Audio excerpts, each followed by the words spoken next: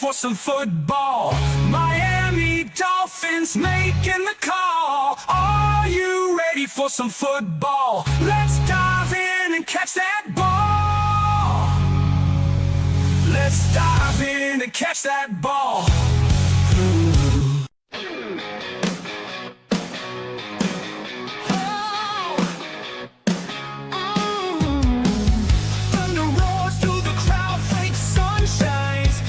Clash like waves, hearts on the line. Trenches sweat, glory on the stage. Miami's warriors free from their cage. Feel the heat in the land of the brave. Triumph echoes on the sacred wave. Bobby Fins, FinStanza unite. Miami stands to fight. Lights burn bright.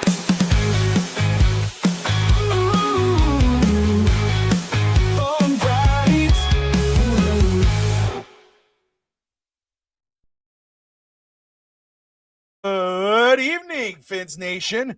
Welcome to the season premiere of the Fins Talk post-game show, preseason edition. The Miami Dolphins losing to the Washington Commanders 7-20, but it's preseason, but we got a lot to talk about. Fins Sammy of Fins TV. Welcome, sir. FinStanza of FTSN, because he's everywhere. So welcome DSG. Good to see you up in here. Everyone who's tuning in, appreciate you. Yeah, Sammy felt right at home with all those Tua. I didn't watch the game. I watched the Falcons game. I don't know. I had no idea what you're talking about. But if you're watching live, wherever you're watching from, if you're watching on FTSN or Fins TV or RNX, we appreciate you watching here. Man, just very quick, we're gonna get into this game, especially the first drive on offense for the Miami Dolphins, and then everything else. There's a lot to talk about. But instant post-game reaction. Ev, I'm going to start with you. Football is back. What was the feeling before the game as you were getting ready, before the kickoff? How did you feel? Were you excited? Were you pumped? Christmas. And I'm Jewish. It was Christmas time for me. Honestly, it was like, it almost felt like for me, like I mentioned on Fins TV. So thank you again for the invite, Sammy. What I said a couple days ago was that this to me was going to feel like a regular season game because we're going to get to see the starters right away and get that little feel and that sense of when the starters are on the field playing together, what we might be able to see. Like yes, it's only a preseason game, but the big talk, what was the quarterback going to look like on his first drive? And what was the offensive line going to look like? What was our draft pick, our first wide receiver draft pick going to look like? All these little things. What was the sideline going to feel like? All that. And then it was just like that initial feel when it started, except for the broadcast production of preseason games. Outside of that, which is pretty mediocre, I'd rather hire Fins post-production to host these games. And in the words of Mick Foley, cheap pop. But I'm always going to post. I'm always going to go after the cheap pop over there. But no, honestly, it was just fun to watch football again. Like, it's to watch your team play football, whether they're at a Super Bowl contender or whether they're a rebuilding franchise. Football is unlike any other sport where you only get so many games in a given year. You don't get to watch it every single day. It's where you look forward to that moment. And the fact that we've been talking about football since the beginning of January, about seeing them play on the field again, it was like, I didn't care. I just wanted to watch football, and it was a blast. I was just so excited for that first moment to see Malik Willis take that team and see what he could do with it. I enjoyed it. I just want to pull a full disclaimer for those in the chat. If you're seeing this is an inside thing going on, a joke there that Adrian totally got me with. I don't know if DSG knows what he's talking about, but DSG's right in on it. So it was hilarious, and it goes right on to East Texas Boys or just FTSN in general. But appreciate it. It's a family show, guys. It's a family show. My goodness. I'm gonna put some people in time out. But Daniel, great to see you. Yes, I'm with you. Let me just say, it's preseason, right? I mean, yeah. And honestly, though, the way Miami football had been, I'm always excited for the year. I'm always a diehard Dolphins fan. You know that. Sammy knows that. Everybody who's watching knows it. But the past couple of seasons, when we get to preseason football, get to the season, the joy wasn't really. It was like, okay, it's football. Let's hope for the best, right? We got the stars, we got Tyreeks, we got these guys, but it's like let's just get to the season. We kind of know who we have and kind of hope that they've learned from their mistakes. This is the first season in a long time where I'm absolutely pumped to get started. And before the game, like I'm pumped. My chest is beating. I'm excited. As soon as I got home from work, hey, change what you're watching. We're not watching this. We're putting on the Dolphins game. Let's get ready. They're all sitting there. We're watching it. And yeah, man, I was just ecstatic. I'm with you. It's Christmas morning. It's like the draft. It's Christmas. Like, what are we going to see? I'm excited to see the starting offense. I'm excited to see the rookies. I'm excited to see our coach, how he is going to react, how he calls plays or how he reacts to boneheaded plays and boneheaded penalties, which we'll talk about. But yeah, I was ecstatic before the game. Sammy, what were your feelings? Because like you say, there's no high expectation for this team this season. Obviously, Miami, their backups, especially backup quarterbacks, duds. But what were your feelings before this game, my man? I'll be honest. This is the least excited I've been in a while for a preseason game. Just for me, just for the fact that again, the expectations are low. So you're coming to the game with some kind of patience and a little bit less of hope. But I'll tell you what, I know it was only one series. We're going to talk about it more later. But that team reminded me so much of the 1996 Dolphins with that start that it made me reconsider a couple of things. So.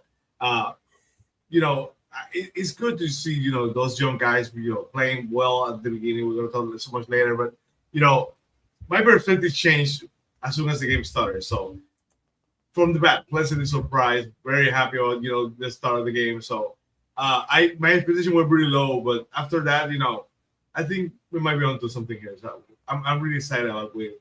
We're going to have to talk about all season long. Even if we lost, I think we're going to have a lot to talk about. And that gets me excited. Yeah, I mean, this is the thing, right? Daniel, sorry you didn't get to see the game. A lot of people were complaining on X on how they couldn't access the game. I got it. I got NFL Plus, so I did that for the month to watch the preseason games.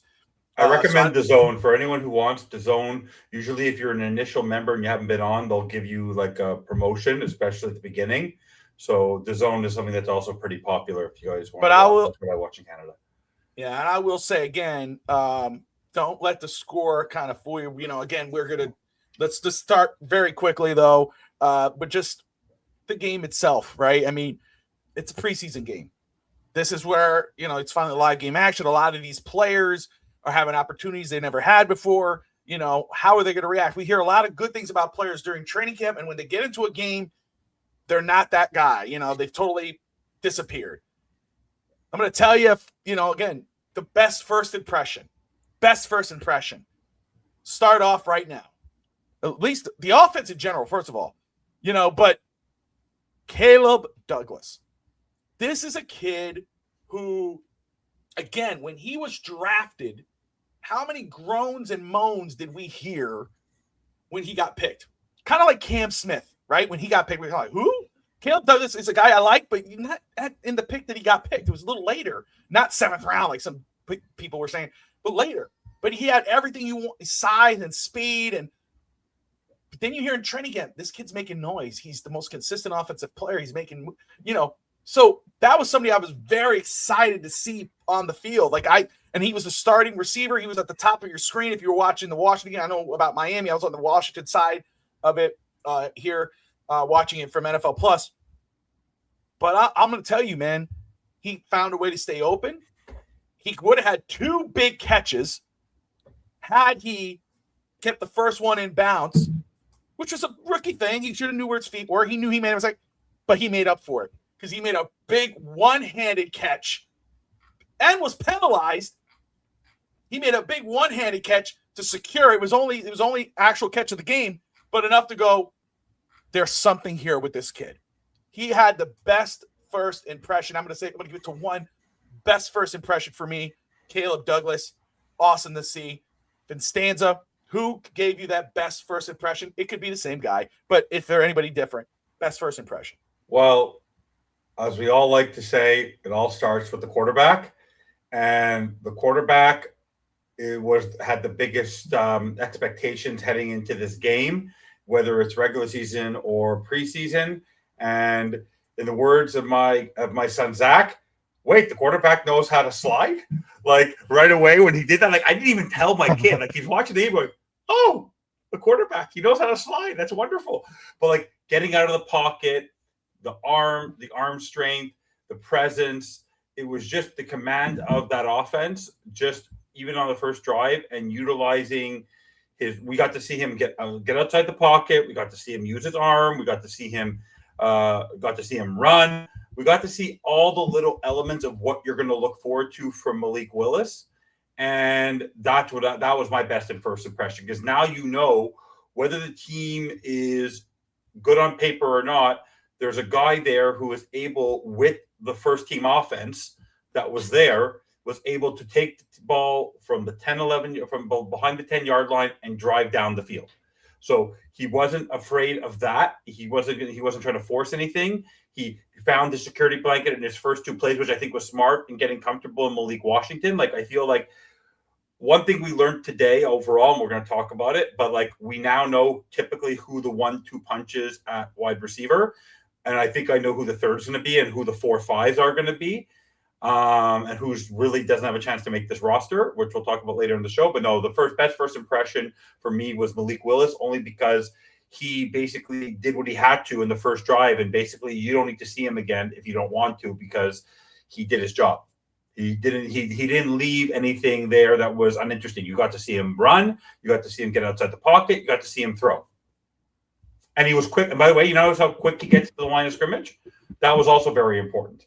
How many times have you, Sammy, and myself talked on pregame shows and postgame shows how it's 5, 4, 3, 2, right? Like there it was moving. The offense was moving. Like Bobby Sloak was moving the offense with Malik Willis, which was really nice to see. Sammy, best first impression for today's game. Best first impression, Malik Willis.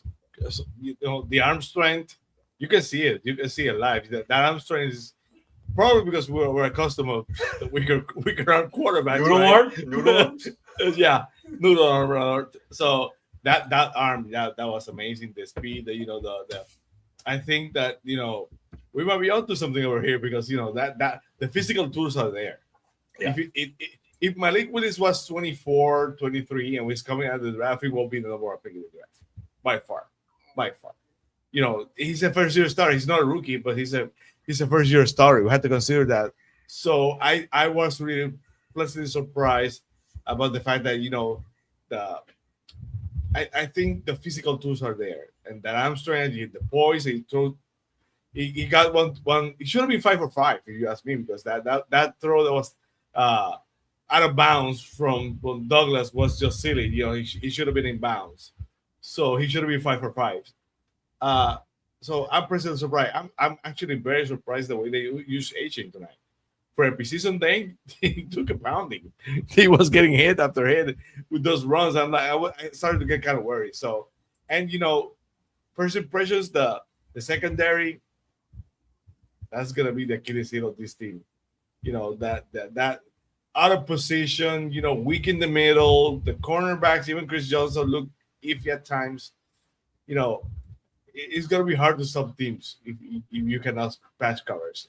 I think that Hafley was being creative about putting pressure with the defense, getting blitzes and stuff. But that secondary is a secondary of 3-14 team when you see it. I'm really worried about what we're gonna have to endure this season with that kind of defense.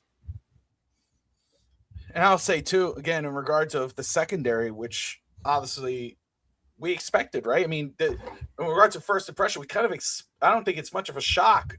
You would hope to be surprised, but when you have first-year players and second-year players and journeymen back there, it's not going to fix itself. You got to hope. Again, it is preseason game 1, but you want to hope that your coach, who is a defensive guy, could try to figure out at least to make them adequate. But today's game, from the starters, were not impressive to start. I wasn't not like the first string offense. The offense, again, talk about first impressions. The starting offense looked really good. Best first impression, offensive line, right? That's another one we could have said. The offensive line, the starters, Savanea, even Jackson, and those guys, they looked good. They did well. But bad first impression was the defense. I wasn't impressed with the defense, really. I think maybe there was like one play, but I can't really tell you anything that stood out to me on defense. Evan, you probably you let me know if I'm wrong or not. But Max, the play with Max Llewellyn and was it? I don't know if it was Cooper. I can't remember who it was when they got the sack. But then I liked Jordan Phillips in the middle. Can I just tell you? Even on television, that guy's ginormous. Oh, he's a monster. Oh, my God. Caden Proctor and Patrick Paul on that left side, I think they blocked my TV screen. But no, on the defensive side of the ball, I want to just retract a little bit about the fact how bad the defense is. They knew who they weren't playing tonight. So Chris Johnson was sort of there because he's a rookie. But Okay. Judy Brent is still out there. He hasn't played yet. Dante Trader was not there tonight. They are still key members, and I can still see the team. People are going to be cut, and I do believe that John Eric Sullivan will wait and grab. Tre'Davious White's still out there. There are still people looking for contracts. Jimmy Ward's out there. There are people who are still out. Marshawn Lattimore, I know they made a lot of money, but they might, if they want to play football this year, they're going to go get maybe other veterans. Like, he's not done signing players. So for me, yes, is it going to be a weakness? Sure, but so what? If we look back at 2019 and how bad that yes, they had X, but like even back then, that defense was not very strong. You can't name a lot of players on that team back in 2019. The front, I think, will be good. The middle, I think, will be good. Yes, the secondary is going to be weak, but once you put Chris Johnson in nickel, if Storm Duck is healthy, if Juju Brent is able to get back, if Dante Trader is there, I do believe that they're going to find a way to piece it together. But I don't believe that that's the core. I believe that if you are able to establish at the line of scrimmage and set the edge, I believe that they're going to be able to compensate for the weakness in the secondary. And every time we've criticized the secondary, we criticized the secondary last year. They went to get Rasul Douglas. Rasul Douglas what? Rasul Douglas is a has-been. They will find a way, whether it's with Juju Brent or something. I'm not willing to throw the defense under the bus after one preseason game. The same way I'm not willing to give the offense all its flowers after one game. Because when we signed Tutu Atwell and we signed Jalen Tolbert and we signed all that, Tutu Atwell was used in the third and fourth quarter today. He wasn't considered an important person. They considered Caleb Douglas and Malik Washington their 1-2. And I believe that when Chris Bell gets here, Jalen Tolbert is going to be your 4, Tutu Atwell is going to be your 5. I believe Taj Washington is going to be on the practice squad and won't be on this team. So the one place I will say bad first impression for me personally, where they were non-existent in the game in terms of utilization, was the tight ends. The tight ends are not there. Like in terms of like usage, like they didn't find a way to get Greg Dulcich into the game. You may have heard his name, but that's about it. But overall, I'm not worried about the defense in the sense that it's too early to tell. I feel like the defense, even every year, the Dolphins, whether it was with the previous regime or our regime, have been able to get a veteran to come in the secondary to band-aid the solution. And yes, it's not the long-term solution, but there's always going to be a veteran cornerback out there that you can go get that can cover on one side. You'll have the Storm Ducks and the Juju Brents on the other side, and you can piecemeal it. I'm not as worried and concerned as other people. Honestly, I'm not. It was the least of my worries tonight. Like, I didn't care. I knew that they were going to be weak on defense in this particular game because we know the depth overall on this team is pretty bad, whether it's at the offensive line. The only place where we have decent depth is at the linebacker position or maybe at the nose tackle position. We don't have depth at the wide receiver position. We don't have depth. We have a little bit of depth at the running back position, but we learned about a little bit of the immaturity. I wasn't too impressed by our second and third running backs tonight in Gordon and Wright. So overall, For me, it involves coaching. It involves development. What we got to see is that our good players that did play today, the good players that we expected to be good, were good. I don't think there's one player that we said that is a good, important player to this football team that played football tonight was mediocre. Jordan Phillips did his job. Malik Willis did his job. Javon Achon did his job. Patrick Paul, Caden Proctor, Jonas Sabanaya, Austin Jackson, Aaron Brewer. Can I just tell you something? When we got Aaron Brewer and people said he's too small to play center, in the run scheme, Aaron Brewer, we got him for nothing. When you think about Tyler Lindenbaum making $27 million and we have Aaron Brewer for half of that, Aaron Brewer is a stud in that center position. He is phenomenal. He is the captain of that offensive line, and he is phenomenal at that position. I will tell you that. Sammy, bad first impression for you. Is there a guy that you went, ooh, that's not what I want to see? Boy. So many, you know, pick anyone in the secondary. So pick anyone in the secondary, you know, Tutu Atwell. I'll tell you what, that's a huge disappointment for me because I know he wasn't a Pro Bowler. You know, that's the reason why the Rams move on from that. But he's a playmaker. For me, he was a playmaker.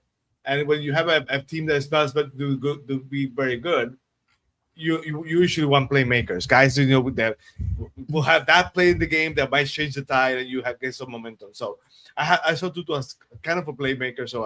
So for me, I don't know. He's falling. I don't know if he survives a couple of next weeks. I think they're gonna probably give him an opportunity to see if someone else gets him over. So Tutu, you know, I know they're thinking of wide receiver, but Tutu has been a disappointment. Anyone in the secondary has been a disappointment. I don't know. And the backup quarterbacks, you know, I have no idea if Quinn Ewers is really playing this bad, or the wide receivers are not supposed to be are not what they're supposed to be. Because I'm shocked and amazed at how bad Quinn Ewers was tonight. Yeah, I'm really, really shocked. So I don't know. One thing is, you know, he's playing bad, or he's right now not where he's supposed to be mentally, or the wide receivers are so bad that underperforming, you know, and they're not doing the job they're supposed to do. But I have no idea. We'll have to wait and see in the press conference how Coach Hafley addresses that, but Quinn Ewers, someone else was really disappointed every time.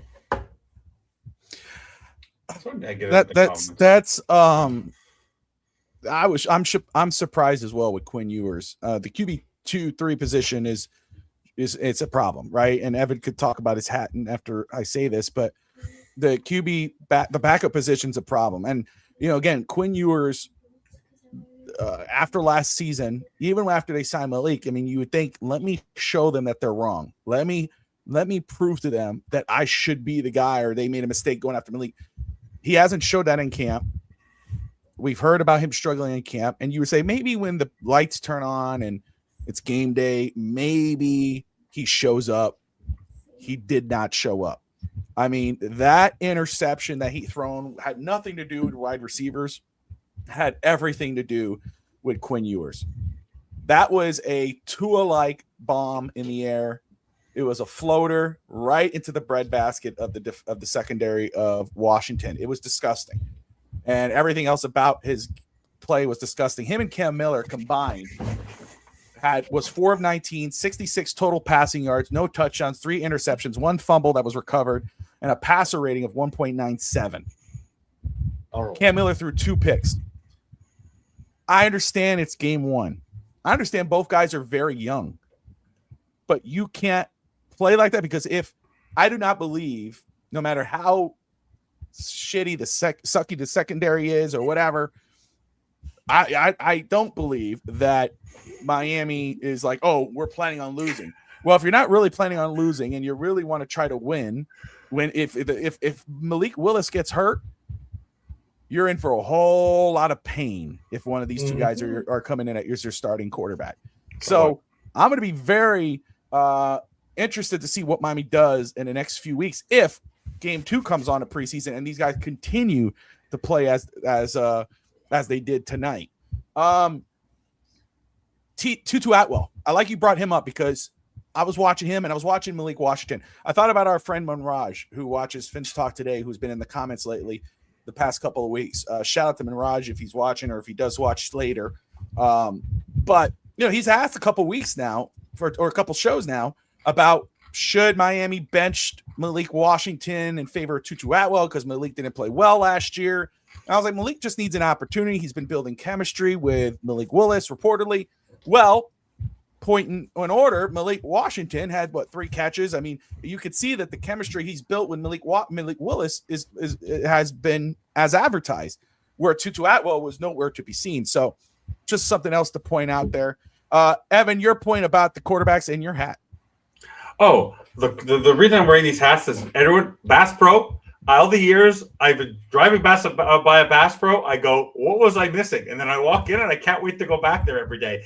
But we got to go fishing for a quarterback. The problem is that when you go fishing, sometimes there's no one out there. And we have to wait for someone to get cut because that free agent market, unless you want to convince Taysom Hill to come here at 36 years old or pay Jimmy G, honestly, this is why you go fishing for a quarterback every single draft. Yep. Because you have nothing to lose.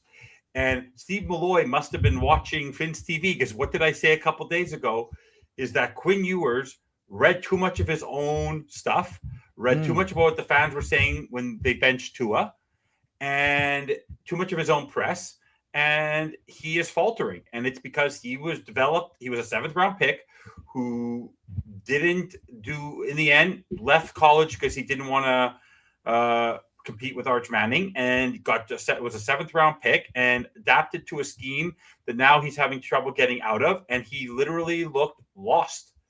He looked lost. And yes, the wide receivers today at one point looked like donut holes, that everything was going through them until AJ Henning caught a ball. Every single one of them, I can't even name you their names. Literally, I think they all got cut every time they dropped the football. Like I said, Taj Washington is goodbye. But no, that's the thing at the quarterback position right now. The quarterback position is weak, but at the same time, so what? If they go get someone, great. But at the same time, people expect the Dolphins to be poor. Malik Willis is the only way you're going to be strong. Most teams don't, in most cases, a backup quarterback is not going to save your season in most cases. The only way they can save you, is if your team in front of you is a playoff team and a perennial contender. So if you have a staunch offensive line, a staunch defense, a very good secondary, a good wide receiver core, and a power back who can get you 100 plus yards a game, like a Jonathan Taylor or something like that, you're not going to win anyways. So people think that we were going to win 3 or 4 games anyways with Malik. Now you think that if Malik is good, the team starts off well and beyond expectations, that a quarterback like Jimmy Garoppolo or a quarterback like if Kirk Cousins wanted to come here or you wanted to go get it's not going to change anything. There's a reason why there aren't 32 starting quarterbacks in this league. Now you want to go get a backup quarterback to help save your season. Everyone has to stop being negative. We already, like I told everybody before the season started, I told you guys in January, I told you guys in November, I told you guys in as long as a couple of things happen, the Curly, Larry, and Moe, as long as they were not part of this franchise in 2026, 2027, it's a win for the season. They've already won this season. They have a general manager who's doing the right thing. They have a head coach who looks like a head coach, because you don't have it in studs and duds, but I'd like to bring it up now, and then we can segue into it, and I'd like to get Sammy in your opinion. The moment Jeff Hafley convinced me that he was the head coach of this football team was the moment Ollie Gordon was walking to the sideline. And you saw a coach who is the defensive coordinator at the same time have the presence of mind on live television with the world watching, and he didn't care that the world was watching, to go have a conversation with this guy for about 30 seconds to remind him it's not about you, it's about the team. That's a football coach. He proved right there and then that we have somebody on the sideline who is engage with the other coaches. You notice, Bobby and Sammy, how many times he was engaging with Austin Clark or Chris Tabor or somebody. He was talking on both sides of the ball. It was such a pleasure to watch him engage on the sideline, see what was going on, looking at he was moving around. There was something going on there. There was an enthusiasm, whether it was you saw Jordan Brooks, or you saw Zach Sealer, or you saw Devon Achane, or you saw Jacob Rodriguez, you saw or Kaden Proctor or Aaron Brewer. They were all engaging with the coach. They weren't in their iPad. He wasn't in his iPad. He wasn't focused just on the defense. He wasn't getting frustrated. And when he hit a touchdown, do you happen to notice when they scored the touchdown, it was this. It wasn't like the world was on fire. We're about to win the Super Bowl. You go about your business and you move on. So for me, the foundational structure of this team tonight, I'm not as concerned as everybody else because it's the preseason. And I saw what I want to see tonight. I saw a quarterback who knew what he was doing. We saw that we have the Devon Achane is him. Okay. You're never going to hear me. No more trolling. I have stopped trolling last season, but no more trolling. You see the wall that is that offensive line if they're healthy. Because I don't know if you saw this. Jonas Savaniah looked like he was basically Bobby. He looked like you and me if we were to fly to Europe right now and try to fly to London right now, get in the car and start driving. It would take us a little while when you're driving on the wrong side of the road. So when you're playing the wrong position, now that he's on the right side of the road, he's completely different. He's a completely different lineman. Mm-hmm. And so for me, everything I wanted to see, whether it was Jordan Phillips or anything like that, like the only thing I was a little disappointed on, and I will be honest, I would have preferred. I didn't think Kenneth Grant deserved the treatment that he doesn't need to practice, that he doesn't need to play the preseason of the first game. Like I didn't really think because he's a first round pick. Like that was my only little bit of a disappointment that Jordan Phillips is going to play. Like why isn't he? Maybe they'll save him for the second, but that's someone I would have liked to have seen because he's had not the best training camp from what people are talking about. But overall, I'm content with today's game. I wasn't looking for victories. I was looking to see what individual players were going to do. And like right away, Jacob Rodriguez. Can we just talk about how quickly that man gets to the ball? Like he deflected a ball in the second play. Like the guy is a poor guy. How many games will we go over under where they praise his wife over him every single game? Like, over under the amount of times they talk about how his wife is an Air Force Black Hawk helicopter pilot who platoons 20 people as a female, and this guy's just here to play football. Like that's good for him, good for her, amazing. But like the football game, like poor guy, like he's gonna be won up by his wife every single football game. I think he's okay with that. I know I should be okay with him. I'm just saying that it shouldn't have to come up on every episode. No, I know. But overall, every single time you're all right with that. Every single show they do the same thing. Every single. I see your point. I don't think it's bothering, and I think it's really. Oh, cool. It shouldn't bother him. I'm saying it's just. I think also it's very cool, but hopefully by November, then let's do the same thing because First off, let's get into studs and duds. But before we do, I want to talk about Coach Hafley. And again, this is the first game. I Doll's not wrong. I saw the comments. I was watching the comments at first, but then I'm doing a bunch of other things. So now I have the big screen and I'm focused on the guys and letting the guys go. But I saw FinStanza laughing and doing his stick show. I said, let me go see what they're saying in there. And Adrian, thank God kids don't see the comments. There's a, and I see Adrian Doll, that's why, again, unapologetically authentic as she is, doesn't matter if it's preseason, doesn't matter if everybody expects Miami to lose, she wants them to win. So she's 100% burning the whole thing down already. And she called you out basically, or proved you right. You're like, I bet no one could name those corners. She lists every single one, quick Google search, and she found it. No, I'm just kidding. She probably knew who they were.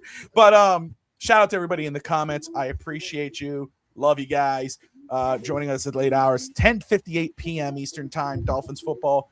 First game of the preseason in the books. And again, a lot to talk about, what you love, what you dislike. I mean, so much so the kids are talking in the background and, it's all good,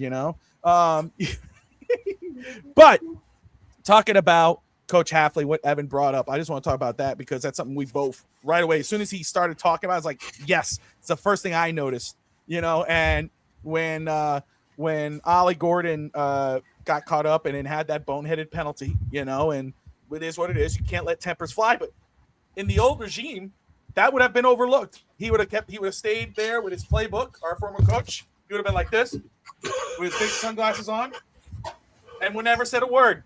Never would have said a word. What did this coach do? This defensive coach. What did the defensive coach do? Was he sitting down with the defense? Was he trying to figure that out as the offense? No. What did he do? He walked right up to his young running back, put his both hands on his shoulders, did not let him walk past, and you could tell he was telling him, you need to keep your head in the game. You need to be cool-headed. That's a head coach. That's what Miami's been missing. A real head football coach. Whether that means wins or wins down the line, whatever, that's what we've been asking for, and that's what we've been needing. We talk about Devon Aitchen, who, my goodness, it's preseason.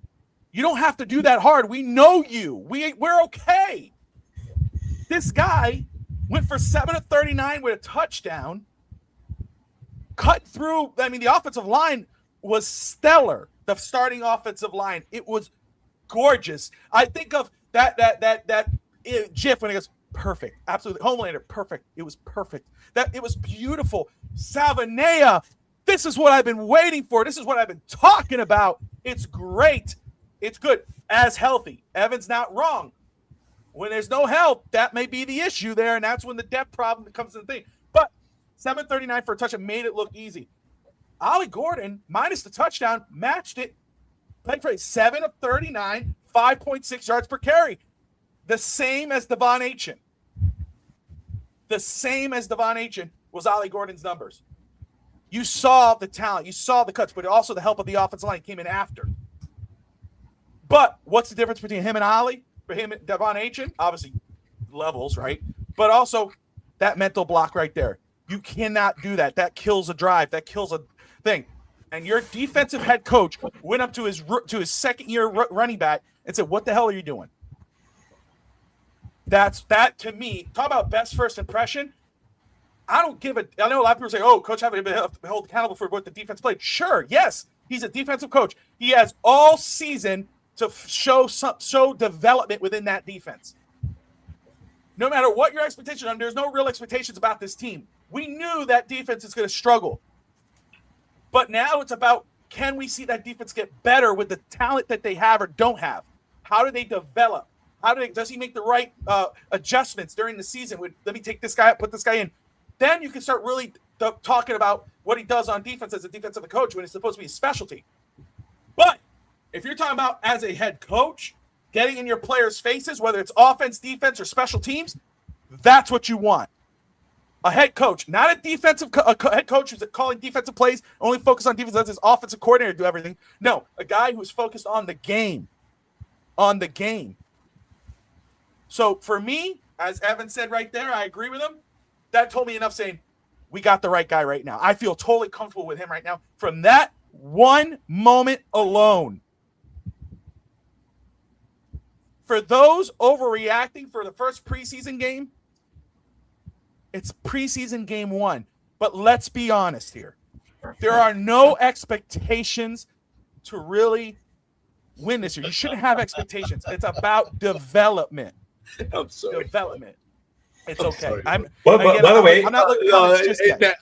Anyone, that comment got me. I'm sorry. By the way, I have an idea for Sammy. By the way, I do have an idea for Sammy as a side note, since they wrote up early that Sammy always said, as long as we got each other, we could easily come up with a show called Growing Pains, and you could take the theme song from Growing Pains, Show Me That Smile, as long as we've got each other. So, Sammy, you have to do something off of the show Growing Pains, because you said we always have each other. You could do something fun with that. And wouldn't that be a perfect show for the Dolphins this year? Growing Pains? That's what it is. It's going to be Growing Pains.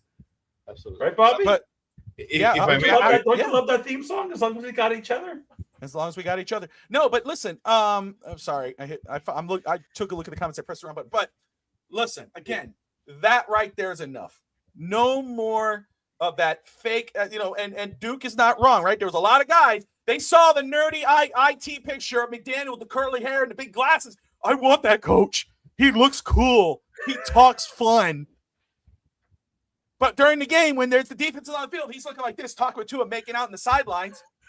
When Tua throws 4 interceptions. Now we have a coach, a defensive coach, who's talking to his backup running back, his third running back on the roster, probably got to the second spot after this game, but comes to his second running back. He could have let his running back coach take care of it. No, he went to the guy and said, "What the hell are you doing?" That's a football coach. That's what we've been missing. Does it equal wins? I don't know. But it's about goddamn time that we got one. A guy with balls. 98%. 99.9%. Adrian. Anyway. Tati knows too because I showed her. But let's get up to Fins Up studs. Let's talk about the studs. Adrian, I'll have to send you Sammy and Evan, But No problem. so you're in on the joke and I sent it to Alex because he'll get it. But anyway, Fins Up studs. Let's get 3 studs down. Sammy, you've been quiet laughing at the comments. I'm going to put you up on the burner first. Who are your 3 Fins Up studs of this game? Again, Malik Willis. I wanted to start with Malik Willis again, just because of the fact when I see Malik, I say, if I'm John Eric Sullivan and I'm seeing Malik right now, and he's exceeding expectations in so many levels, I say, man, I gotta give him some help. It will be so sad for him to waste this season because of the fact that the receivers are not up to par. I know it's hard to find a receiver right now. I know they might have to get creative. I understand that investing into the pool of draft picks in the future is not the way to go, but it's really frustrating because Malik Willis deserves better.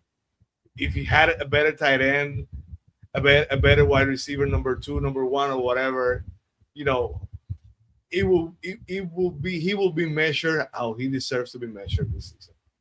He deserves to be measured at his best, because if he gets hurt, the season's done. If the wide receivers fails, he's not gonna be evaluated fairly, and by the end of the year, the Dolphins might be taking a quarterback. It's not gonna be his fault. It's not gonna be his fault. So it's really frustrating for me to see that.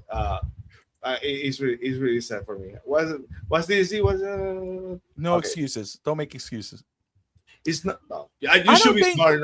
You should be smart enough to know that I know you're just raving me because you're smart enough to see that I'm not making excuses. This season is not about excuses. The excuses are not even on the table right now because we already know where we are. But I'm saying Malik Willis, and I'm the one who said before that Malik Willis has no excuses because what did I say, Bobby? No. If Tua was graded because he was not good enough to lead this team through adversity, I want to see the same for Malik. So I'm on record saying that there's no excuses for Malik. He has to perform. He has to do what he got. He has to overcome it. But it's really frustrating on the other side to see that he doesn't have enough talent to be evaluated fairly.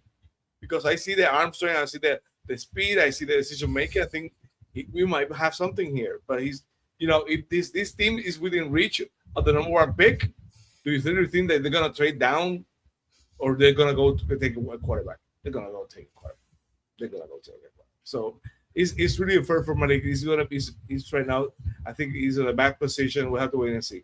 So my first Fins Up stud is Malik. Basically, the offensive line, I think they did a very good job considering the holes that the Devon Nation got, and the Devon Nation was really amazing again. Yeah, he took a pounding and he kept bringing it. At times there was a time that one of the commanders, the commies guys, throw a form at him and give him the shoulder. I'm like, you son of a, So I was really, really worried about that. I think Asian, it's a first series, but I was really worried at times that when you have preseason games, there are guys that really want to impress at home. When you're the visiting team, you're at risk because those good guys are gonna come at you, like they're the shits. And the injury risk is bigger, so that's why so many freak injuries happen during the preseason. So I wanted to see Malik out of there quickly. I want to see AJ out of there quickly. Luckily, they happen. So for me, the offensive line, Malik, and Devon Nation, I think they were awesome tonight.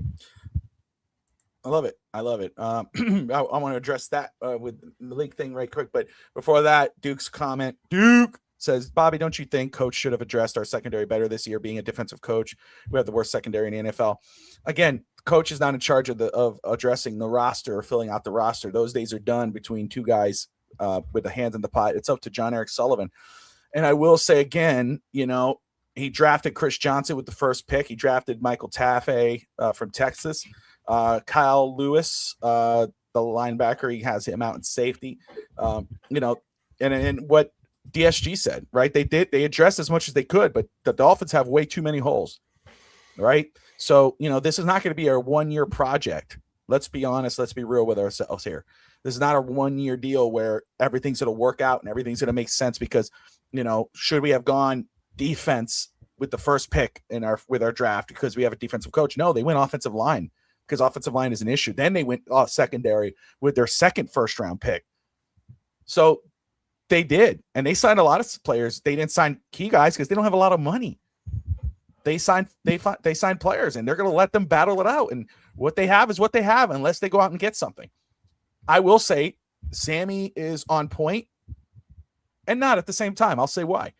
In regards of offensive talent, right, especially with the starting part, with the chemistry he has with Malik Washington that you saw early on in this game with 3 straight catches, and then obviously what we saw with Caleb Douglas. We don't know what the tight end room is yet because we have to see as the preseason goes along to really say, is that going to be an issue this season?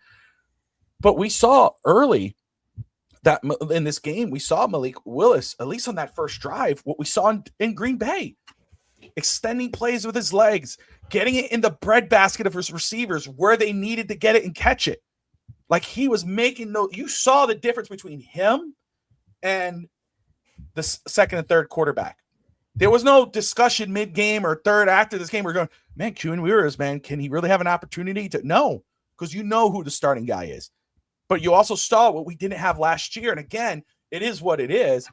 Tua's health issues, losing weight, gaining weight, whatever.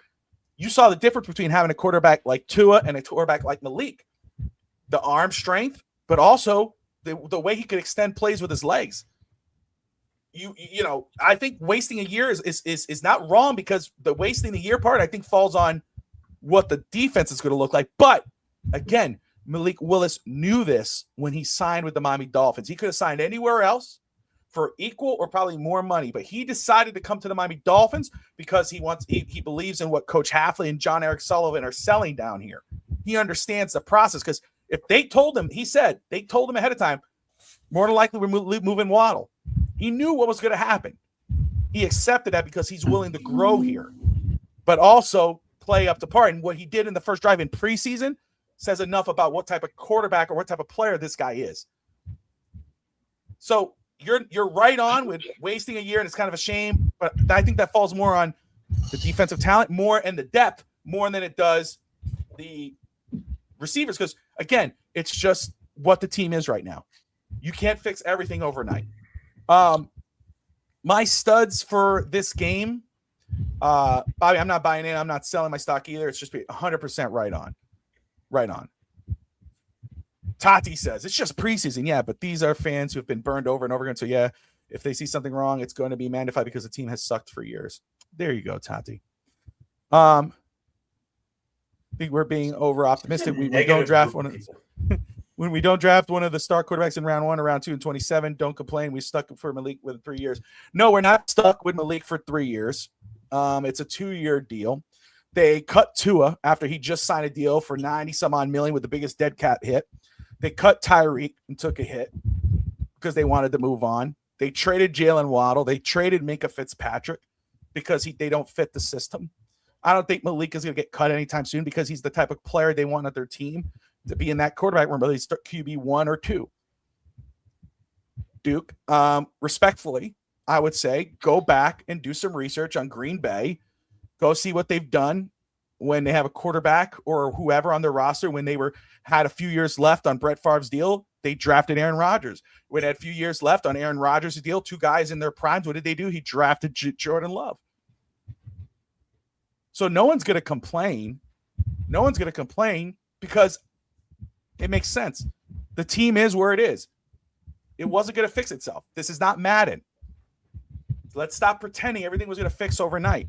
But let's also not pretend after seeing what John Eric Sullivan and Coach John Eric Sullivan had done in the offseason, cutting all the dead weight with heavy deals still left under deal, that he wouldn't make the necessary changes if Malik Willis can't perform or guys can't do their job. Anyway, studs. Malik Willis. It's just preseason game 1. And only one drive. But he made the plays with his legs when he had to do it. He got the ball where it needed to be. 97%. He looked like a starting quarterback. He looked better than the guy who he replaced. Sammy, you didn't see what happened in Atlanta? After the show, go see what happened in Atlanta tonight. Tua looked like Tua. Not the good kind. Yeah. Connor Williams, everybody told me every time he fumbled the damn snap, it was Connor Williams' fault. There's no Connor Williams in Atlanta. Anyway, Malik Willis is a stud for week 1 of preseason for me. Caleb Douglas. He was at 2 attempts, but they were big time 2 attempts, 1 catch in that game. The time he didn't even was attempted, though, you saw the speed, you saw the physicality. He got open. It could have been a big catch on the sideline, but he made a rookie mistake and kept 1 foot out of bounds. He made up for it on the very next play. Made a catch as he's getting pulled down. One-handed catch secures the catch. Big 28-yard play. Signed, sealed, delivered. I'm good. You are what so far has been advertised. We'll see you in week 2. But my goodness, I cannot wait. Sammy bringing up about receiver and talent at receiver. If Caleb Douglas is doing that, and we'll see how it continues, but he's been doing this in training camp. Now he did it during a game in a play where he could easily have dropped it. It made sense because he was being penalized. It would have been a pass interference, and he would have made it would have been a first down area. Nobody would have thought about it. But he still, as he's being pulled down, makes a one-handed catch. That tells you the heart and the effort this kid puts into it. Now imagine a few weeks down the line, mid-season, whenever that may be, Chris Bell comes in. Now think about that 1-2 punch, because I know what I believe with Chris Bell. So Caleb Douglas for me is a stud. And then the offensive line. At least the initial start of the offensive line. I think Andrew Meyer did really well for himself too in the second unit, third unit, whatever. But that starting offensive line, Evan, Sammy, I was very impressed with it. I was looking at 7A. I was watching Austin Jackson even. Caden Proctor, the rookie, freaking monster truck. I mean, they have a picture online. It's like the Mona Lisa to me. It's a beautiful pocket for Malik Willis. It's like I want to frame it and put it on my wall. I want to take down the picture of my family right here and put that on my wall. That beautiful time he had when he was throwing. At one point, he had like 12 seconds to throw the ball. Ridiculous. And I think it's fair, though. I would say Devon Aitchen, but Devon Aitchen is Devon Aitchen. I know him. I got 2. I love the guy. You all know it. I've gone crazy for him. Of course. Duds, the backup quarterback position. I had Quinn Ewers at first because, I didn't see Cam Miller at first. But QB 2, 3, whatever you want to call it, that's a big-ass stud. And then the defense. I will say, though, you brought this up earlier, and you're not wrong. One guy that really stood out, of course, Jacob Rodriguez, that one thing, and then when he came out, but also Jordan Phillips had a monster stop as well. He just collapsed the whole line. So, but other than that, the defense was not impressive to me. Those are my duds. Evan, I think you said studs, right? No, I haven't done anything yet. All right, go ahead. Okay, so I'm going to do a little bit different because I want to give everyone their little bit of flowers. So on the offensive side, the one person that we should still talk about is Malik Washington, because to make Malik Willis feel comfortable, we could already see who his security blanket is. If you remember back in 2019, when Tua's first year, his security blanket was Jalen Waddle. You could easily tell that the wide receiver one on this team right now, even if Caleb Douglas, for a 6th-round pick, Malik Washington is doing his job. And he did his job on first 2 plays, quick little outs for Malik Willis to make him feel comfortable inside the pocket and get out of the pocket. It looked great.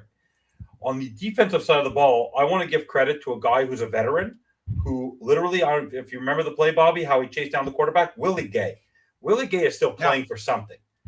The guy is still a veteran who is going to be an important part of this defense, I was impressed. The one person who I did follow throughout the game, because I did watch every play, and you followed him, you're a draft guy, and I remember you mentioned him when we did sign him as an undrafted rookie out of Wisconsin, was Mason Rieger. Yep. Mason Rieger had a sack, he had a tackle for a loss, he had multiple tackles in the game, and he made do where he said to himself, I'm going to make this 53. So I was impressed by him as well. One coach I was very impressed with outside of, because you could see it on the feed, was Chris Tabor. The game hadn't even started yet, and he was already yelling at his team where to line up at the kickoff. Like, remember when we first signed him and the way he was, like, he's a gruff veteran. Like, that's what I like, the fact that they brought in a veteran special teams guy, because we always used to like Darren Rizzo, that veteran guy. I like the fact that we have a veteran, because we always used to play their special teams coordinator. Now, I like the fact that we have a feisty, loud, like, boisterous guy. The biggest dud for me, honestly, was the broadcast. Like, the broadcast of Kid Bocamper and Mike Cunio and that group, with the way the feed was, with the zooming of the drone, and it was high, it was low, and there at one point I think I could see Andrew Myers the wart on his butt, because that's how close they went into that offensive line. Jesus, that was my biggest dud, was actually the broadcast. That Sammy, you mentioned to me that it took a little bit of a snooze. Trust me, I understand why, because that broadcast on Miami was not the most entertaining broadcast in the world. But overall, in terms of overall duds, I don't have, because overall, it's a learning experience for me. Nothing tonight surprised me. So in terms of a negative way, because I knew that they would get Washington. You have to remember, Washington's in the third year of a rebuild. We're in our first. They were in the NFC Championship in Jaden Daniels' first year. They have Dan Quinn, who we would have been happy to be our head coach a couple of years ago, who's been to a Super Bowl, who's been a top defensive mind in the game. They have an experienced team. So their backups have been with the team for a while. So for me, I'm not going to poo-poo on anything tonight. The broadcast was my number one poo-poo. Everything else, I'm okay with. I didn't care about a win. I want to see how our coach. I want to see how our first line offense and because we didn't even have our first run defense. Wait, people are going to have less concerns about the defense on a game where you see Juju Brents on one side, Chris Johnson in the middle, Storm Duck on the other side. And then when you see on the field Jordan Brooks and Jacob Rodriguez and Zach Sealer and Kenneth Grant and Zeke Biggers and Jordan Phillips and that group on the field at the same time, you're going to have less complaints about the defense. I'm telling you, when Jordan Brooks gets on that field, do you think people are going to slouch? The corners are going to get away with much with Jordan Brooks on the field? Good luck to them. I would no. Jordan Brooks and Zach Sealer on the field, watch out the defensive players who don't give 150%. So I'm not worried. People, just have fun. It's football. I'm so happy it's back. Who cares if they lost? It's preseason. I think that's I'll say too. Debbie Downers. I agree with you. It's preseason. It's preseason. Jesus. Chill. It's game 1. Yes, I saw like 5 passes. It's like, okay. That's the one drive he had. We're going to talk about the drive. He had thrown an interception. It was 1 for 4. Everybody was saying, "No, he sucks." Exactly. I told you. We're locked in for 3 years. No, it's 2 years with a way to get out before the third. It's what they do. It happens. But, to each their own. But again, I think you're right on. I love the point you brought up about Mason Rieger. And again, that's what this is about, right? Those type of plays. That's what you're looking for in preseason. That's what how could you make yourself stand out? And he did that, right? I mean, that's something. By the way, Keith Cooper, that guy's also ginormous. We have some girth on this football team. I don't care what anybody says. This team that Atlas plane. I don't know how that thing takes off, because that plane, that private jet, they got some girth. They got some big boys on this football team. There's a girth. We got some girth. Have you noticed? This team is ginormous on the lines. Ginormous. That run defense is going to be. But see, here's the thing. That run defense is going to be good. That run defense is going to be good, by the way. Yeah. first of all, yes, it's preseason, right? That's right. But also, no, we don't give a damn about, because again, no one has any expectations for this season. Like, if you have any expectations for this season, you're crazy. The thing I will be watching for though this season is their development, is their progress. Are players getting better? If players are regressing like they've done in years past, or if the team doesn't fix what they're doing, where's the beef? Yeah. I want to respond to this. Yes. He looked unimpressed. Why wouldn't you want him to be? What would you like it? No. What would you like to prefer him to be? I didn't see the defensive play today. I was too busy fixing my glasses, tying my shoes, talking to my boyfriend. Like, what would you like me? Like, it's a little, yes. Remember, hey, I didn't say he was kissing him on the sideline like Bobby did 20 minutes ago. I just said he was talking to his boyfriend on the sideline. I'm back. All to say, guys, was actually one thing I want to see, Bobby. If Jeff Hafley is not dejected by this, then he wasn't watching the game, because he wants his team to get better. He doesn't want the team to go 2-3-14. He wants to win every football game. Absolutely. So if he's dejected, that means he wants to work harder. That means he wants his team to play better. That means he's going to go look at the tape and say to Chris Johnson, you need to get that should have been an interception on that play in the red zone, in the end zone. You were just a little off. Or Ethan Bonner, you got to get there. Or the defensive player, I forget who it was. I think it was it Terrell? I can't remember. One of them. Or no, it was what's his name? Moore. Was it Moore? Yeah, it was. Who's that defensive guy we drafted? Where's his name? Is it Kyle? Where is he? Yeah. Which guy did we draft besides Kyle Lewis? Is it Moore? What's his name? I know, but go ahead. Trey Moore on the touchdown. On the first touchdown that they scored, wrapped the guy with one arm and couldn't get the other wrap. That's something they're going to look at the tape and say, you got to get lower on that. Like, so those kind of things. So that I want him to be annoyed. I want him to say, I was not impressed by some of the performances of my team, because that means he has more to work on. And that's how you want a coach to be. You don't want a coach to be praising his players every single game. You're only looking for the positive. You want to see where they can grow. So yeah, I want to see a coach who's annoyed because if he thinks if he comes out of today's game saying everything's all sunshine and rainbows, then we don't have the right coach. Even though it's only preseason, he played every guy. He played bottom guys who are on the 88th, 89th player on the team, and he wants to see if they deserve a roster spot. Some people do, some people don't. Sammy, go ahead. I knew you wanted to say something. Okay, I want to go back to what Deuce was saying, because I'm gonna try to understand where he's coming from. Okay, we were playing. We're a team, like we said so many times before. Only 38.6% of the cap available. That makes 62.4. Probably, that's not being used. On a normal team, the players that we saw tonight, that would be the second stringers. That will be the up and coming players that we're on the bench. We will have a solid bench, and the starters were there.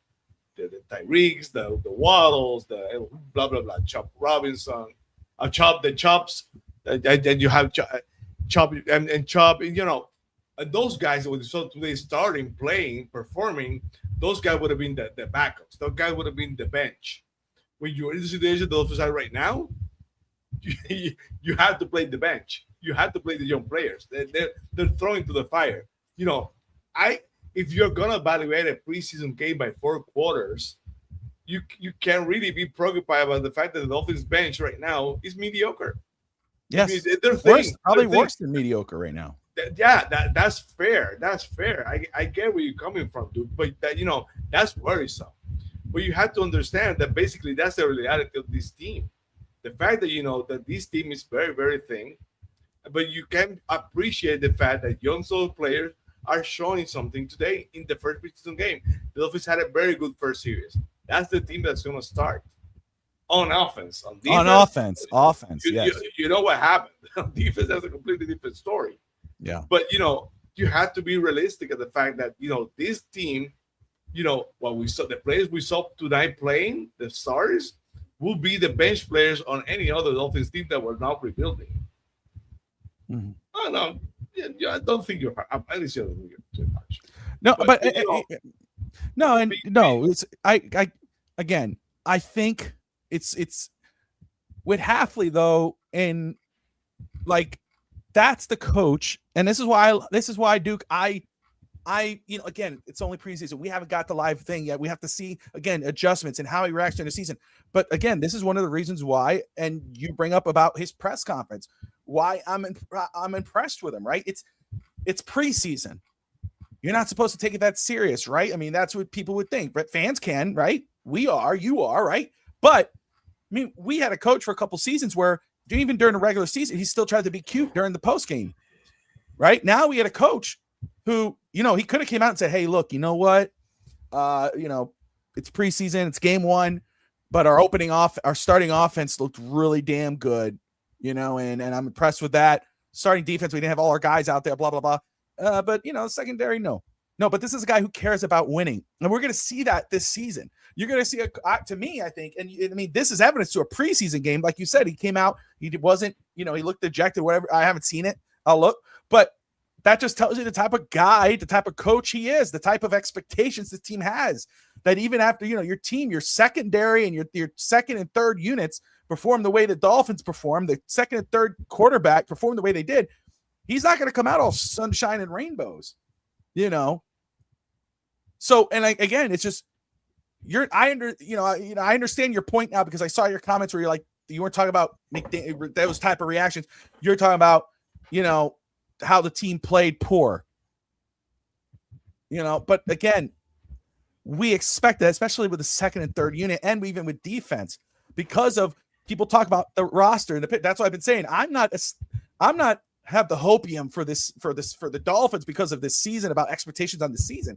My hopium is about the future of this team because of the type of coach we got right now after you saw today, but also about what our general manager and his expectations are. And, we got a new guy running the ship at present with Dan Silman, and Troy Aikman's involved. But Miami right now, the secondary, I'm talking secondary, I mean the second and third unit, not the secondary too, but the depth is an issue with the Dolphins. The Dolphins know that. Coach Hafley knows that, but that doesn't mean he's not going to come out disappointed after the game and go, we could have done better. It doesn't matter if a guy is, the 28th, best safety in the NFL or worst safety in the NFL. He's going to expect better from them. It could be. And you're not wrong. You said this earlier. There are teams, right? Like the Houston Texans, who 1 year, all of a sudden they're amazing. Right? I mean, they're going to playoffs, right? You're not wrong. There's teams that will take 1 to 2 years. After this one game feels like 5 years. That's what you're saying. But this is not wrong either. You're lacking patience. I get it.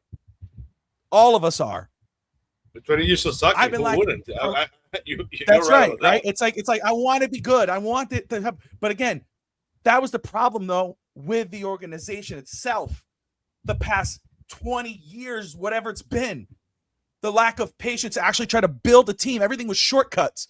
Bringing Mike Wallace, Brandon Marshall, Jamu Sue, Tyreek Hill, trading for Jalen Ramsey, like just a bunch of guys.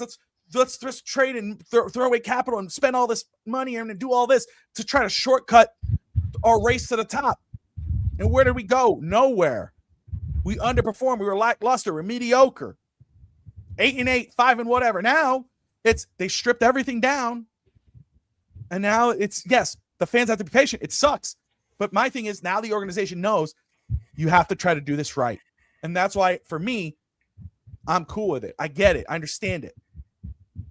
Like, again, if week 10 comes, right, and the Dolphins, God forbid, are 0-10, which I don't think will be the case, but if the Dolphins are 0-10, yeah, FinStanza and myself and Sammy, Sammy's on that week or not for the post game, yeah, we're going to be talking about, like, this won't be a talking about, oh, they suck, man, they're 0-10. No, it's about how are they adjusting. Evan could be like, I just don't understand how Coach Hafley continues to let this guy keep playing. How Mike Taft, the safety of the Texans, how he keeps playing. Why do we still have him in there? He sucks. That would be the talk about what's going on this season, not about Oh, look at you see Coach Halfley with his capris and everything. Oh my God, bro. No, it's about that. That's what this is about this year. And again, it's as Steve Malloy would say, it's a dose of reality. That's what we're in for. And Daniel's not wrong. There are no shortcuts when it comes to chasing a Lombardi trophy.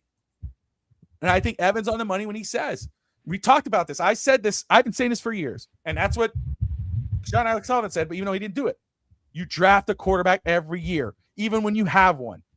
Why? For a reason like today. You do it until you find one. If you got two, great. Now you have trade bait. It's going to be what it is. I'm going to miss this and that nerd. Evan, your thoughts? Honestly, guys, like it's a new, everything today felt anew. It felt like it was something where there was no attitude.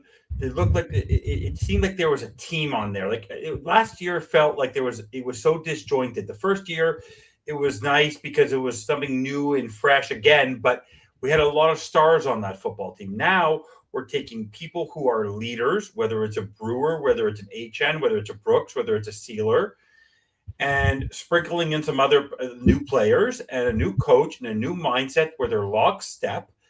And no one is getting down on each other. And you could see it on the bench. There were no individuals just doing their own thing or wearing their swag and doing it. It looked like a football team. So for me, it could take 5 years, but I want to explain something. I am living in a place where we have won the most championships in hockey ever. And we decided 4 years ago to start a rebuild. And it's gone a lot faster than we thought. We were the worst team in the league, and then we almost made it to the Stanley Cup. We almost made it to the finals in within 3 years. Anything can happen in sports if you have the right quarterback, the right head coach, the right general manager, and the right foundation. I don't care what anybody says. With the exception of Austin Jackson, you have 4 guys on the line who are going to be with you throughout this entire rebuild. How hard that is, Bobby and Sammy, to have 4 guys who are capable on a line, who stay healthy. That'd be huge for us. And then you can go draft a guard. You can go draft a guard, and I wouldn't be pissed next year. You go draft a guard, and you move Caden Proctor over to that right tackle. I don't care. Go ahead. Like, I'm not worried. Build girth, build a wall. Malik Willis will develop into what he develops into. Devon Achane is a stud beyond understanding. And I'm fine. Like, everybody just has to chill and relax and enjoy football. This is fun. If they lose this year, so what? So what? All I want to see, Bobby, is effort. Meaning that if a guy throws the ball, if a kid, for example, let's say you're Chris Johnson, or let's say you're Michael Taff, or you're Kyle Lewis, or you're Trey Moore, and you have a guy who beats you, and and then the guy gets a step on you and he catches it. If you don't pull a Willie Gay and chase that guy down, get off my football team. Yeah, that's what I want to see. That even if you are beat, you don't stop running. Yes, and that's what I want to see from. That's what we're looking for this year. I agree. And that's what I'm looking for. I'm looking for people who want to be part of the culture. Yes, that they're trying to instill in this team. Before this, you understand, guys? There was a noose around our neck from 2019. They started off with the wrong head coach. Yep, and then they picked another bad head coach because they had the wrong general manager. So it starts at the top. Now they don't have that problem anymore. But Sammy said all these great things about what Tom Garfinkel did for the team, but he was more on the other side of it. He was a great CEO for the business side. Now they have a guy who made who cares about the growth of this team, who has the owner's ear in a different way, and we'll see what happens. Troy Aikman's still back there. I'm sure he'll be part of the organization at some point again. He's still helping out the team. I'm very comfortable with how everything is going. So what if the defense struggles? So what if the offense struggles? Who cares? They're gonna get better. Like Sammy said, they're paid. Bobby, the payroll that they're using now, the first part of the payroll they're using now to on the team itself is what you use for the portion of your backups, and what they have in dead cap is what you use for the key players of the team. They're doing the reverse. So the fact that they're trying to build a 53-man roster with $120 million is amazing what they put together. I honestly think the things they've been able to piece together, the fact that they found ways without killing their cap for years. Next year, at this moment, they have $85 million in cap space, and it's only going to get bigger. So that's crazy to me. And that $85 million includes $33 million of Tua. So the team is in 2 years they're going to have like $200 million in payroll. Like, guys, just enjoy the. That's why, like, to me, football. This season, and if they end up pulling a Texans Duke, right, that would be a shock to me. But again, this season to me, it's about evaluating. Yeah. Watching these guys. It's basically and I hate to say that, and it's maybe sounded right, but it's a long preseason with the starters, and you got to evaluate these guys. Is Malik going to be that long-term answer? Again, but I love the point Evan brought up, because you saw that today about guys working extra hard. Who are those type of guys, right? Caleb Douglas, again, a third round, fourth round pick, making that type of play, getting pulled down, and after making a play where he stepped out of bounds, coming back and getting his arm pulled. That could be the play of the year. That was the play of the year. That's effort. That's what these guys are looking for. Coach Halfley going to Ollie Gordon after, Ollie had a solid outing tonight for equal numbers to Devon Aitken minus a touchdown, but Ollie has minus that boneheaded play. But that boneheaded play could cost you a football game. It could cost you a drive. And that's why Coach Halfley, instead of being, let him just learn from it, let me focus on over here. No, he went right to him and said, what are you doing? He coached him. Those are things I'm watching this year. Duke asked this a while ago. I want to throw this up here, and I'll let you take it from here with this one. Just quickly, and then Sammy, your favorite draft pick from this last draft. Which one were you most happy about? Last draft or this draft? The draft that just took place. I think it's the one that just took place. Okay, so that was to first place. I like playmakers, and so far the guy I see making plays is Rodriguez. I think Rodriguez making play every single day, every single practice. So right now, my favorite player from that draft is Rodriguez, just because of the fact that, again, this team needs people to step up, and Rodriguez is always making a play even today. So so far when I see that, I think this team needs guys like that to step up, who are prepared, who are ready to be leaders, and who are making plays. And so far, I see Rodriguez is my favorite. Evan? I agree with him. If you paid attention on the first drive, the first kickoff, when Jalen Wright fumbled the ball, when he dropped the ball there, do you happen to remember, Bobby, that we got a penalty? Say it one more time. I'm sorry. On the first play of the game, we were penalized. Do you remember? Blocking. Yeah. Yeah. You know who got the penalty? No. The guy who Jacob Rodriguez is going to take his job, and that's Terrell Dotson. So Jacob Rodriguez is going to take his job. The guy is a dog. He is Jordan Brooks and Zach Sealer's best friend. Like if you're Jacob Rodriguez, you should have three people on speed dial. Your wife, Jordan Brooks, and Zach Thomas, and you're going to be a star. You're going to be a star. Do you know how many times they repeated on the broadcast how many awards he won last year? Like he won. He's the main reason why Texas Tech won a Big 12 championship last year. The guy is a stud on defense. He is going to. I will tell you this right now.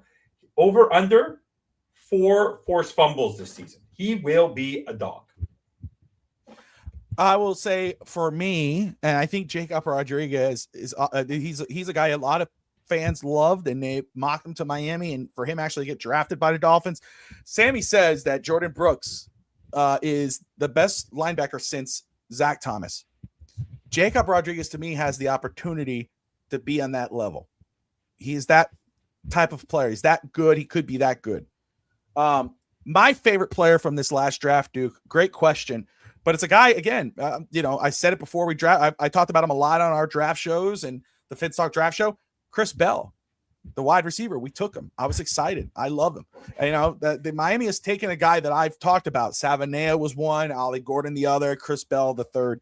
Chris Bell is my favorite player that we've taken. And after seeing what Caleb Douglas did, what he's been doing in training camp, and what he did tonight, the flashes that we saw there, add in Chris Bell, and when Chris Bell's healthy, I'm ecstatic.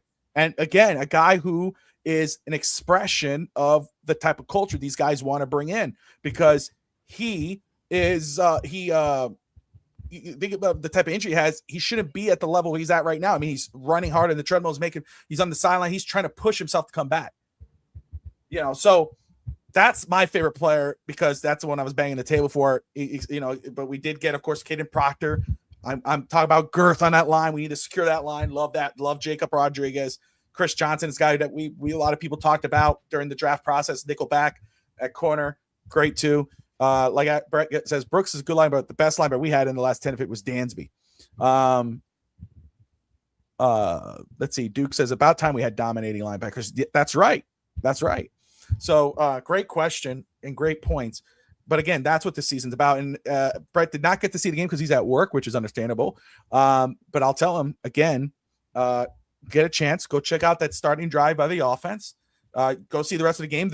This to give Brett the 1-2 punch here. Offense looked good. Willis looked good. Achen and did well. Caleb Douglas had a big play, but we got a QB 2-3 problem for sure, right? I mean, defense, the secondary did not look good, but we did see some cool plays. Jacob Rodriguez had a big deflection there as well. So get a chance, go check out the highlights of that game. There you go. Brett says, my favorite pick was Rodriguez. He is the best player they drafted. He's impact player line. Yep, absolutely. But anyway, listen, again, this is only preseason game 1. When do we play again? Do we play Thursday night? Saturday, I think, right? Saturday. Yeah, Saturday against with the Giants at home. There you go. So, of course, we'll be live that day. That'll be a triple header, right? To may do a pregame, and then you got the post game, and then you got wrestling, and it'll be a FTSN. Well, triple header for me, but anyway, it'll be a good one. But this again, I'm just excited that the season has officially started. We could all be mad and happy after a game, and this guy sucks and this guy's great and whatever. No more joint practices. There you go. That's even better. Happily elected. By the way, just a quick comment. Did you happen to notice that what Dan Quinn said? I don't know if you guys brought it up in your show last night, how Hafley, he was impressed by what Hafley basically told his team there will be serious consequences internally if you start any shenanigans during the practice. Like, the guy wouldn't have known if it happened or not. He wasn't there. He doesn't go, like, he probably he would be in his iPad. He wouldn't know if there was fights or not. Like, the fact that this coach is actually laying down the law in joint practices, like telling them you're not going to play. You're going to have what he showed that with Ollie Gordon in that one play when Ollie let his emotions get over him, get on him. He called him out. So he said, "What are you doing?" Yeah, but that will cost us a drive. Also, remember, Mike McDowell can't reach that high. Jeez. But anyway, you mentioned. Go ahead. Ching, that's the donation for the. Hey, I've been very. I've been very well behaved for the majority of the broadcast. I will wait for the donation now. No, I'm sorry. I mean, it's a good cause. I hope somebody donates. I'm donating. But anyway, there you go. Brett says this is what we needed, but the front office pushed for the nice guy. Like I said, Flores may have been but he was this one. Yeah, but again, it would never have worked with Greer still in the office. Now we got two guys on the same page, two guys who are football guys, and Hafley and John Eric Sullivan, and of course Silman and Troy Aikman also in there as well. Before we end it, Bobby, I just want to ask you, Sammy, because you both brought it up last year. Now, based on what you saw tonight at the quarterback backup position, but then also seeing the culture of Jeff Hafley, if you had to do it again, would Tua be your backup? No.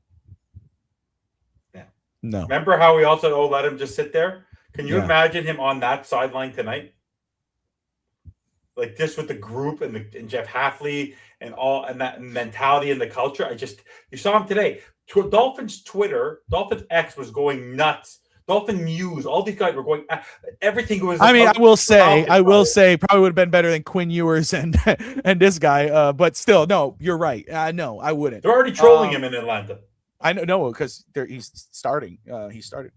When does he throw out the first pitch at a Braves game? Has he done it yet?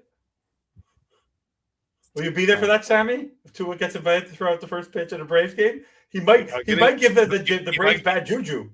If I get invited, I will be there. No, can you imagine the juju? It's a Braves game. Can I just say though, we live in Franklin here, outside of Nashville, and beautiful small town, and they film Hallmark movies here and all that. But they had a festival. I forgot the name of the festival, but we were with the kids, and the Atlanta Braves was there. We're there. They rented out the historic theater there, and they had the Braves game playing in the theater for free. So you could go in there and sit down, get some AC. And actually, that's what I did. Even though I'm a Marlins guy, I can't stand the Braves. I did watch, and we took a picture, and then I ripped the picture. We got home and threw it away. But it was a cool thing. You could have sent it to me, but you didn't. I'll send you my family picture. I should have done that. Put it up in your living room. My family. Greetings from Braves country. That's what it is. I actually said that. It did. I did. I don't know if I had a Marlins thing on, but anyway, I just wanted to that's fair enough. That's fair enough. Because Dolphins Twitter, that's the one thing it's the one thing I will I'll block it as much as I can. But the amount of how long will it take before the Dolphins X gets away from checking in on that guy in every game that he plays and what his stat line is? Because I'm sure through our feed while we're watching in the regular season, if the Falcons are playing and he's starting, all you're going to see is comparisons all game long. Let me just ask this to follow up on your question, and we'll go ahead and wrap this one up, man. This was fun. We don't really do a preseason, post game, pregame, anything like that. But we said let's go ahead and do it, man. We've been waiting, but you're welcome. I did push it a little bit on Fins. You did push it, yeah, a little bit. Yeah, a little bit. I have been on. Well, you come on, Sam. I have been on. I had to make an intro in 2 hours just for you because you wanted to do a freaking post-game show. He had time. Sammy, I'm coming down for fan club. Dinner's on me Saturday night, a fan club weekend after boat campers. Okay, dinner's on me. Ooh, well, but let me just ask this. Let me ask this. When Bobby decides at the last minute and lets me know. Let me just say first off, shout out to everybody who is tuning in live wherever you're watching from on FTSN YouTube or on Fins TV YouTube or Fins Talk Network or Fins TV Twitter or Bobby Finstock. Appreciate you all watching wherever you're watching from. Really cool. People got over 70 people watching on Fins TV, which is really cool. So people love late night right now. Now they're getting in. Now there's the time where they're. Oh, Bobby and I did that late night thing. It was really cool. We're gonna do a lot of that. We're gonna do that. Yes. I'll talk to you about that. Because I said that today actually. So we will have some late night shows through. Yeah, but like I was gonna say, I've been on. Not Monday, but I've been on I was on Fins TV on Tuesday, then had East Century Boys on Wednesday, then Thursday Fins Talk today, tonight, and then tomorrow WrestleMania 17 rewind. If all goes well, I know Josh has some stuff going on. We're still scheduled for that. Adrian should be joining us, but Josh has some personal stuff going on with family, so I told him let me know because family comes first always. But I'm excited about talking about WrestleMania 17. I haven't done the rewind yet to watch it, but I remember it right up here. Some people call it the greatest WrestleMania of all time, so we're going to have fun with that one. Final thoughts, FinStanza, since you are the main man right now in the box, your final thoughts for wrap this one up. Final thoughts, A+ Stephen Ross. That's all I have to say. A+ Stephen Ross. You got a good general manager.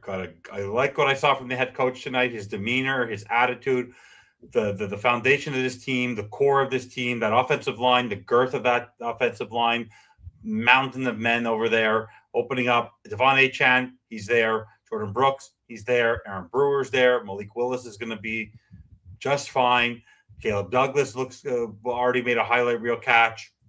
Malik Washington is going to be a good guy, a good veteran guy. For me, I'm not worried about the record. I just want to see effort, and nobody on this team will last a day if they don't give 110% for Jeff Hafley. You don't buy in, See ya. You will not be on this team long. There you go. There you go. Sammy of Fins TV. Fins TV on hiatus for this week, but on next week. Sammy, my man, thank you for staying up this late. But yeah, your final thoughts before we wrap this one up. I'm past my bedtime. Yeah. Again, a preseason game. I always believe that the only way you can evaluate a preseason game is as long as the starters play.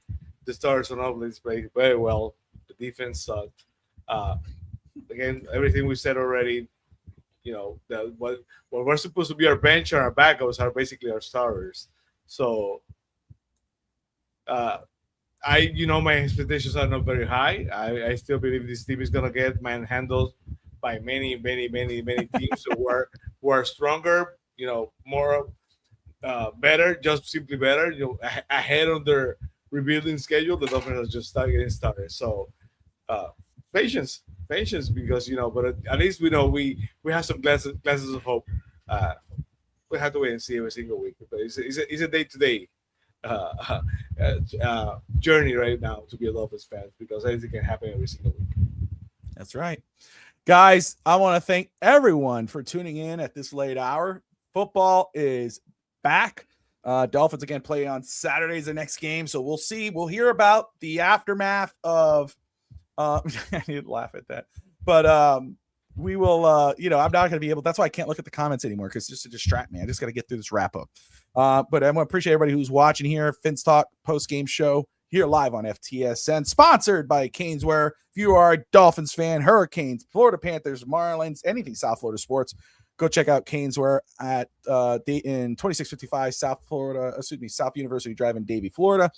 Or if you're in Canada like FinStanza, Puerto Rico like Sammy, Nashville like me, go to caneswear.com. Great merchandise, great staff, great deals. I'm Bobby Finstock.